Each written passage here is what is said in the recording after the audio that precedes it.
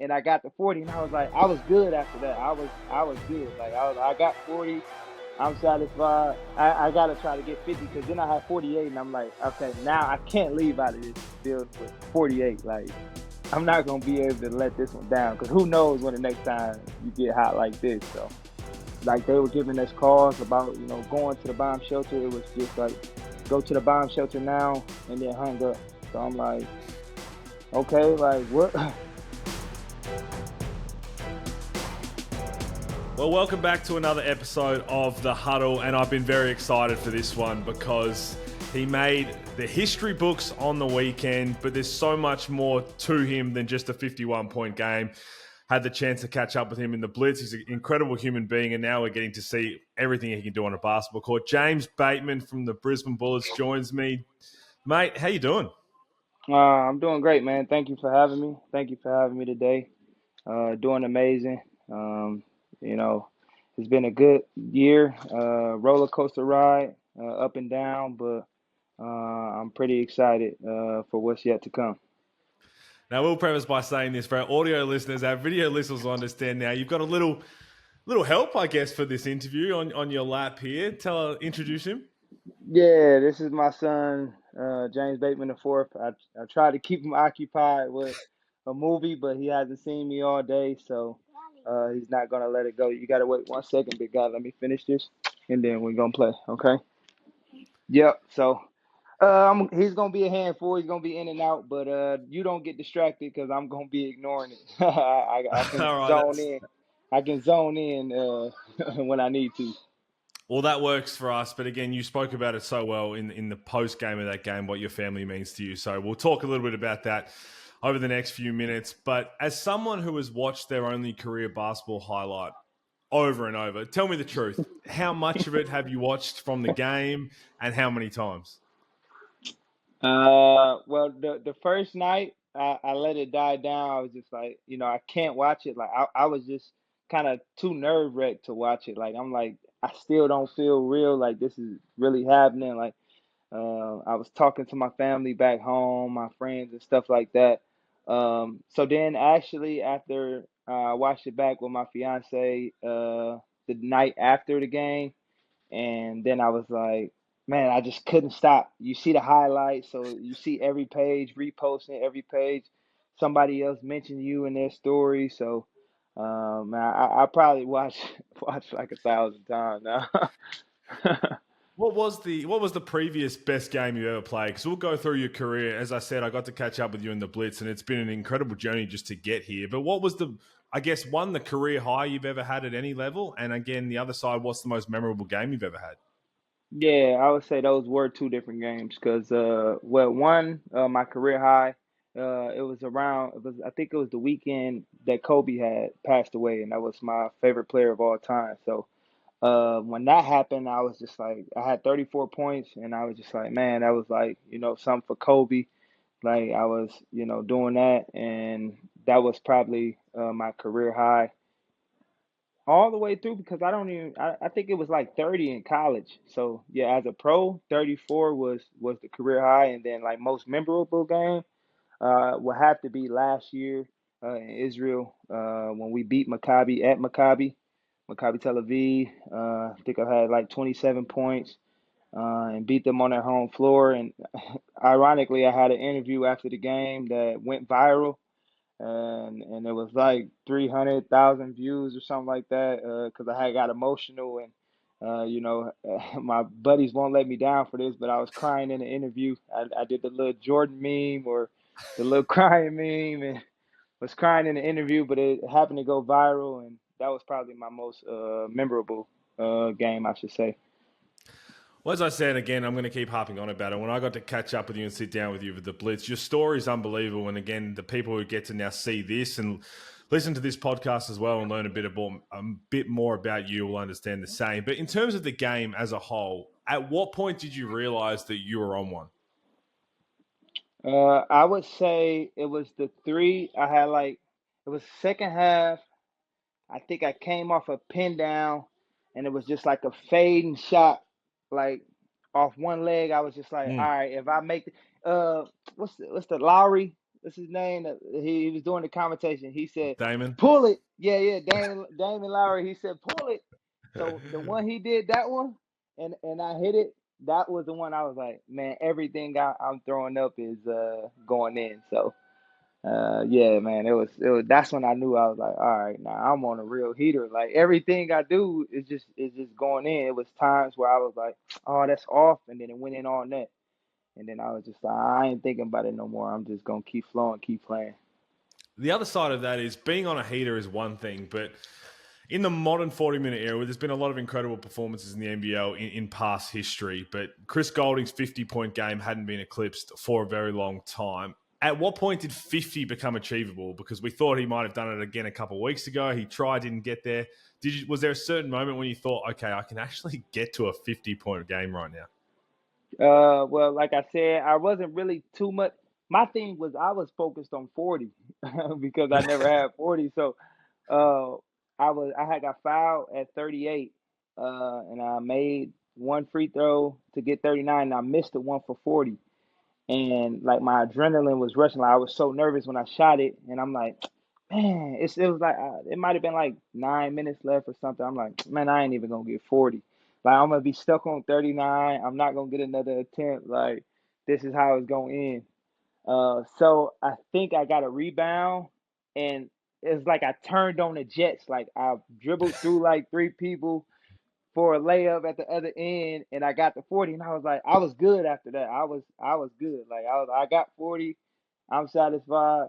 But then, like I said, I'm not gonna mention who it was, because I know guys been asking, but somebody did come to me when I think it was like 43 or 45, and they was like, the record is 50. Go get it. Go break it. So then I was like, all right, it was on my mind, but I didn't start gunning for it until it was like the last 2 minutes when I was like pulling up from half court.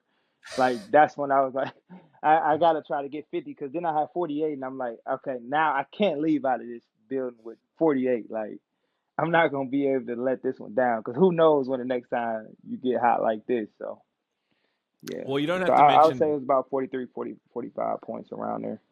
you don't have to mention the name of whoever might have told you, but watching that game, at one point I started to get mad with your good friend Keandre Cook, because he started to get on his heater of his own in the fourth quarter, and I'm like, Yeah, if you don't let James Bateman get some more shots off, yeah. I'm going to have an issue with this. Yeah, yeah, and I was watching the commentary, and I think, yeah, I did hear you, or I watched uh, either the commentary, or it was like a show or Yeah. something where you was talking about Keandre, and the thing was he didn't hit nothing all game, Hmm. so I couldn't be mad at him because he seen a couple go in. Now he like, yo, I'm rolling, like so I wasn't even mad at him. I'm like, he got me an assist, he got me a couple assists, so it looked good on my part. So yeah, man, I was just happy, that everybody was enjoying it, and then also like he had a big game himself, statistical wise, with 17, 5, and 5. So that's my dog, bro. I wasn't tripping.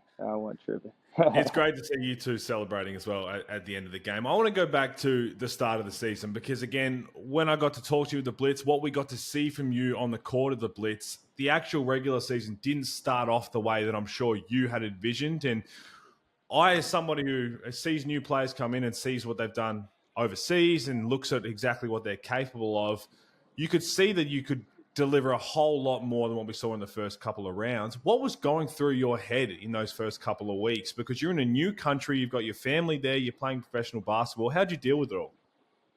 I think honestly a little bit. I think the preseason was kind of tough. We did have a long preseason, a lot of games. We was doing a lot of traveling, so I really wasn't too used to that in the preseason. Like preseason normally chill. You probably play like 5 games, six max. But you're not doing all this flying here. Like the teams be in driving distance, so the preseason was kind of tough on the body. And then like adapting to the country, it was pretty much the same as like Europe. Like, only thing is I talk to my family even less now because 15 hours, 16-hour difference is more. But yeah, I think it was the slow start probably had to come probably from just a tough, preseason. And then now you get to the regular season and everybody's giving you their best shot right away.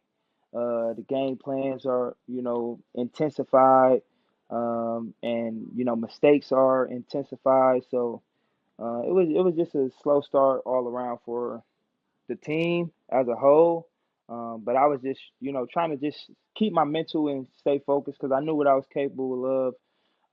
I knew what this team was capable of, so I try not to get frustrated and block out the outside noise. Like, obviously, I have family that watch all the little NBL shows and stuff, so they hear, oh, this this import might get cut, and everybody do their own commentary and what they should say, what they should think, and I just do my best to like block that out and stay focused, maintain my goals, and then maintain the team goals as well. So it wasn't too much bigger than the European adaptation coming here.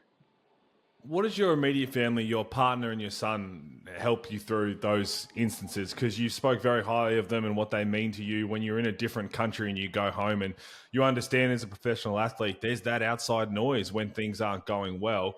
Does it make it a lot easier to maybe go to the beach or go to the playground and deal with stuff with your son and your partner? It, exactly, and that's one thing where I was like, I'm glad that I had them here because had I not, coming home to an empty house, you got to talk to yourself. Now your own thoughts is creeping in. It's like, I'm upset. I didn't play well at the game at the gym, and then I walk through the door and he's jumping on me, Daddy. She's, hey babe, how you doing? And greeting me at the door and asking about my day. I forget how the day was going with basketball because I'm just so excited to see them. So they play a big role in that in keeping my mental. Because had I not had them, had it been like Israel where they was gone a whole year, and you have slumps as a basketball player, and I didn't had them to pick me up, then who knows? I mean, it could have kept going down the trajectory it was going. So I'm grateful for them. I'm forever grateful for them.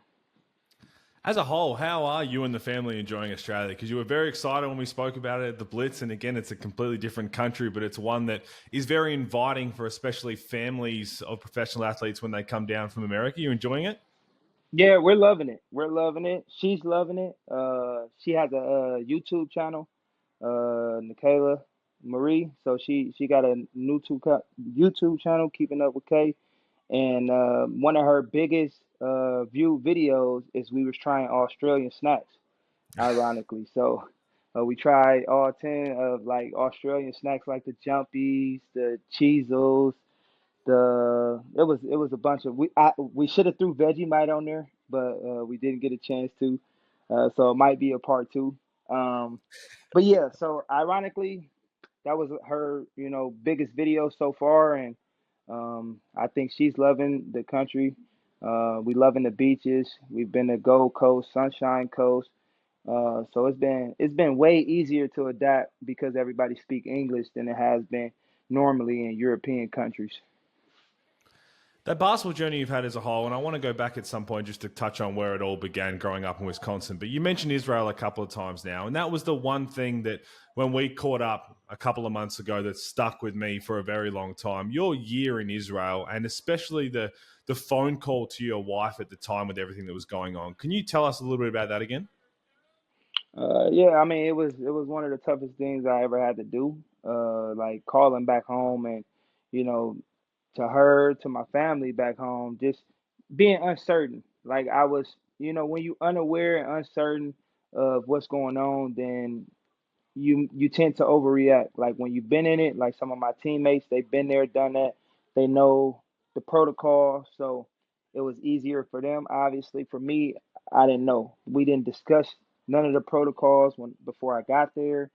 Nobody ever spoke of anything like this ever happening, so I thought it was just like any normal European country, blah blah blah. But then when I got into that moment, I think the team could have did a better job of making us feel a little more comfortable in a sense where it seemed like a panic, but in their defense, this was something they haven't experienced ever. This was their most horrific, event. So I think they were in a bit of a panic too, and were uncertain. So yeah, like when like they were giving us calls about going to the bomb shelter. It was just like go to the bomb shelter now and then hung up.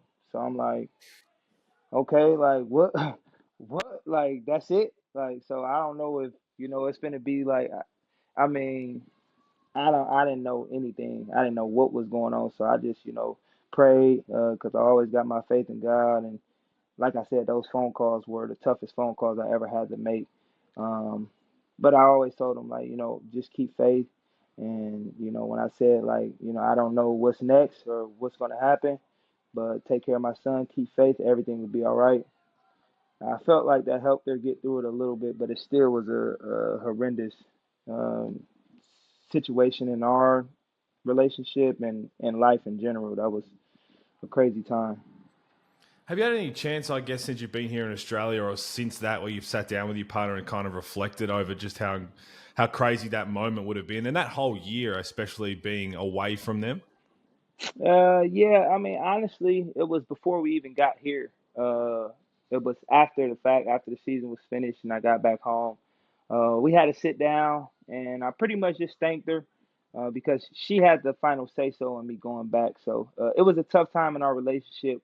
We probably argued the most we ever did in our relationship. Like it was back and forth because I wanted to go, and obviously she didn't want me to go back because we was able to go back. Um, so yeah, that was some of the toughest times we had to get through, and that's why we know like the small things when you encounter like nothing can be to that magnitude because that's like life changing right there. But she knew I wanted to take a risk and sacrifice for my family and for my career. Uh, Selfishly, it could be like I'm doing it for my career, but I know the further in my career I can go and be successful, the better off my family was. So I was willing to take the risk and do what I had to do for both my career and family. And it ended up paying off, and I was able to get an NBL look, which I didn't really get no other time in my career till after I performed in Israel. So I tell her it was like life changing, like that to be on this stage. I followed the NBL before I played in against some teams in college. So I just let her know, like, man, like that sacrifice that we made will be all worth it, and I'm trying to show her that now as we here. As a professional athlete, then to go through all of that, to be as close as you are with your family, to have a performance like you had on Sunday, and throughout the game to look up and see them in the stands, does it just make you feel like everything's meant to be the way it is right now? Yeah, yeah, 10 times better. It was meant to be. Like it was meant to be, and like I was kind of upset. My sister had just visited from the U.S. and we played Tazzy at home, and I wasn't able to perform well for her. So I felt bad because she only got to see one game, and it was just like it was tough. But everything, like I said, happens for a reason. I'm a firm believer in that, and it was just it was crazy how it all situated because you know they haven't wore their jerseys in like 2 weeks, so they finally put their jerseys on to come to the game, and now we able to take pictures in number five jerseys, and it was meant to be, man. It was meant to be. Well, it was the anniversary you spoke to Ariana Prater and the post came about. So was there a nice dinner? Was there a nice red wine? What was the overall celebration? Yeah, yeah. Well, see, our anniversary was on the day we played Tazzy. Um, so I'm gonna say it now because she been giving me shit all since then. But I gave the whole stadium Hungry Jacks. So she didn't let me let that down. I gave the whole stadium Hungry Jacks. Missed two free throws.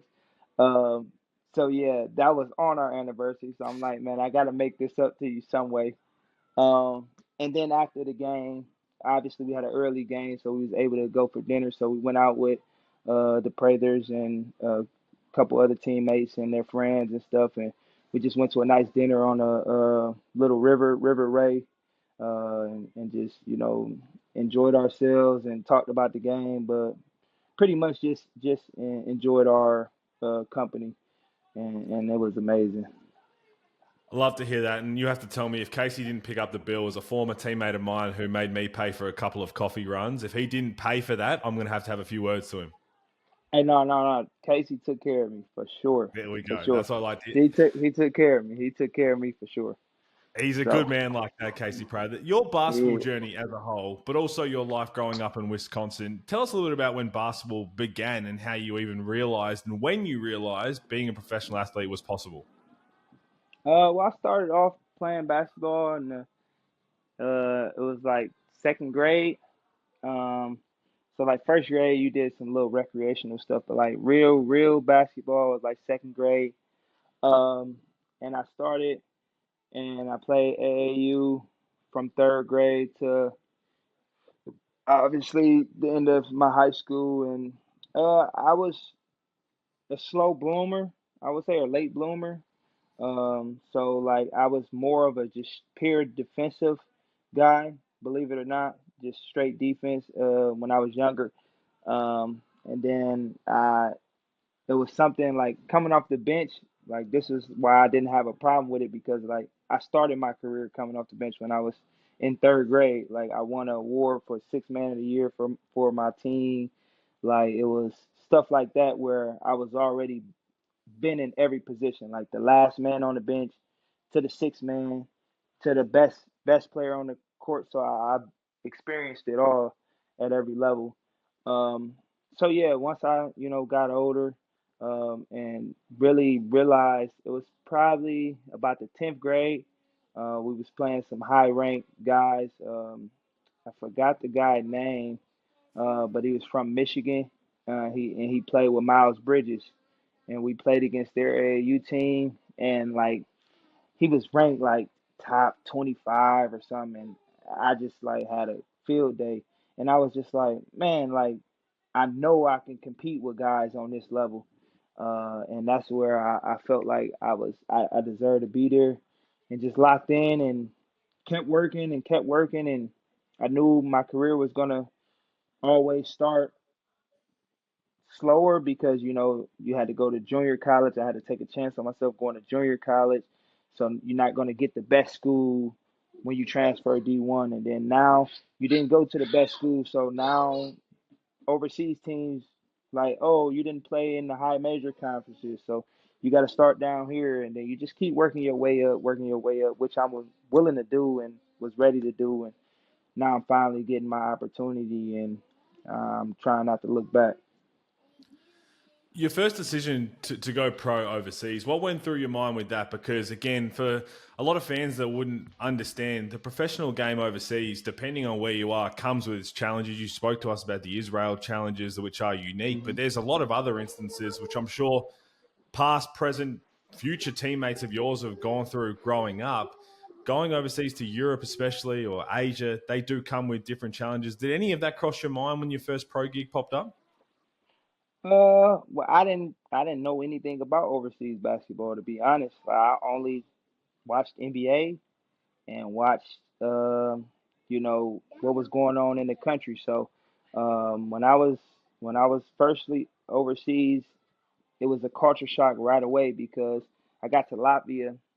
It was two black people in the entire city, me and an old guy who been there for a bunch of years that everybody knew where both of us lived. So they said, "Oh, the other black guy lives right there, and you live right there." Like the whole city know, and so that was like a culture shock. Walking around everywhere, everybody staring and stuff like that. And then I'm like away, thousands of miles away from home. And ironically, the first year I was over there, COVID had hit, so I didn't even get to finish my first season. So it's been a roller coaster ride pretty much every year overseas, because you never know what can pop up, what can happen, and it's just a grind, and you just gotta see it all the way through, man. You gotta just stay focused. Some guys give up and let go. Some guys circumstances change where they fall out of love of the game because of their circumstances overseas, but it's one of those things, man. I salute every overseas basketball player, rather they played overseas and went back to the NBA or left the NBA to come overseas. And whether you did it or not, for however long you did it, I salute you because it's a grind. And those who did it, they know how tough it is being away from family, missing out on birthdays, missing out on shoot, the second week of my son's life. I was there the first week when he was born and had to catch a flight out, being injured, not even playing, but still had the rehab. So now I'm 2 months away from my son in his first 2 months of his life. I can't be there. So it's challenging, man. But those who stick it out and keep going, I salute everyone. It's well said because again, fans don't really get to understand that unless they hear it from somebody who's lived it and breathed it and understands what it's like. I'm interested in, especially when you were overseas going through these different challenges, what do you do away from the court to, I guess, help you stay mentally fresh or as grounded as possible and as strong as possible, I guess, emotionally and mentally throughout all of that? Honestly, my go-to thing is just playing a video game. And now I got a son, so hanging out with my fiance and my son, that's always great. So we can go do things like go places here and there and just experience different countries. But when I didn't have him, when I didn't have them over there with me, I just play the game. Like that's my escape. I play the video game. I love Call of Duty. I love 2K, but I took a break on 2K for a while. It kind of got me too frustrated. But yeah, so Call of Duty, I played Fortnite went back when it was super popular. So I just love playing the PlayStation. I'm a PlayStation guy, by the way, too. So those who got Xbox, uh, transfer over to PlayStation, man. I'm with you on that. As a PlayStation guy myself, it's great to hear you talk about your son, especially. At what age or what moment do you think that when he realized what you were capable of doing on a basketball court, where maybe it was a game or something that he said, where you're like, okay, he actually understands what I'm doing for a job right now. This is pretty cool. I would say probably at 2, because he used to say like Daddy shoot it. Like, but now he could say like you passed it. Then he's like, oh, and he know Dre, so he's like, oh, Dre number one.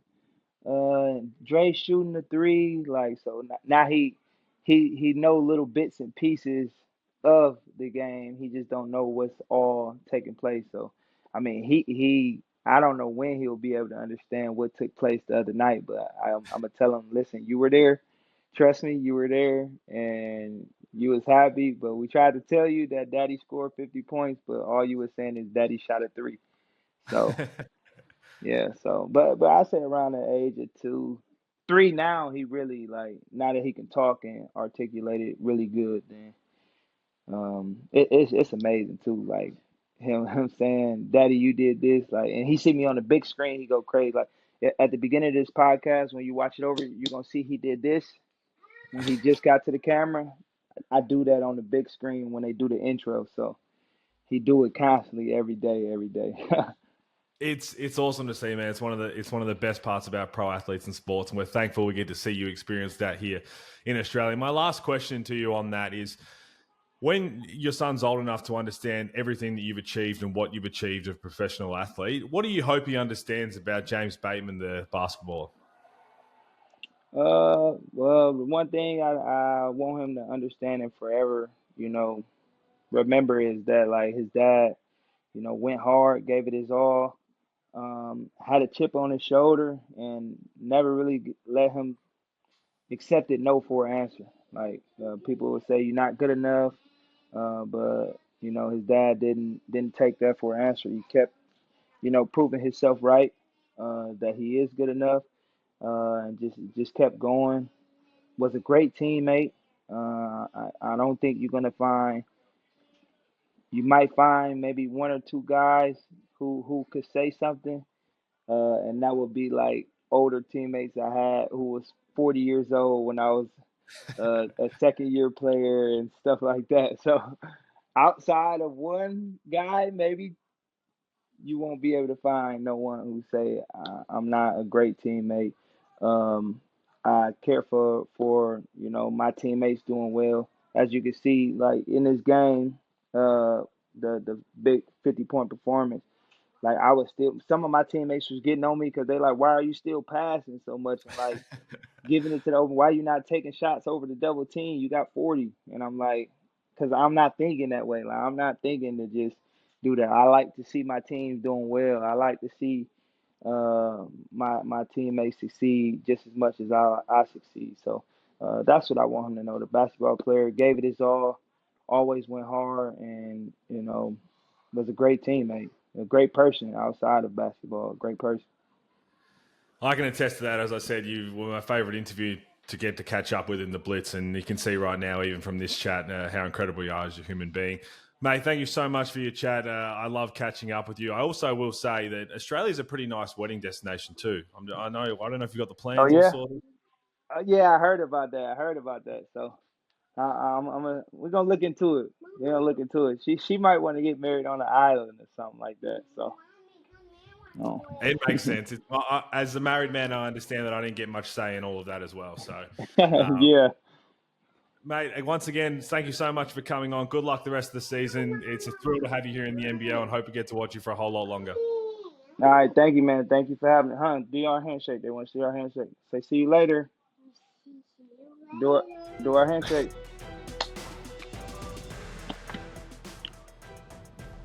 All What right. better way to end it? What better way to end it? Thank you, everybody, for listening. This has been James Bateman on The Huddle.